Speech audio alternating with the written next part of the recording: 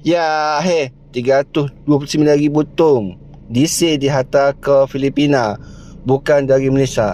Teng. Assalamualaikum warahmatullahi. Isu gapo ni pula? Ada dekat ayat Malaysia? Isu gapo pula ni? Bukan 329,000 tom ataupun 52.311 juta liter DC dihantar ke Filipina. Betul ke ni? Tapi ayatnya menjilih menjilih tindakan ekonomi negara MTM telah menafikan benda ni. Bukan dari Malaysia. Tu negara lain hantar batu ke Filipina. Baik tak? Jadi jangan buat mula mudah spekulasi mudah. Walaupun media Filipina melaporkan benda ni.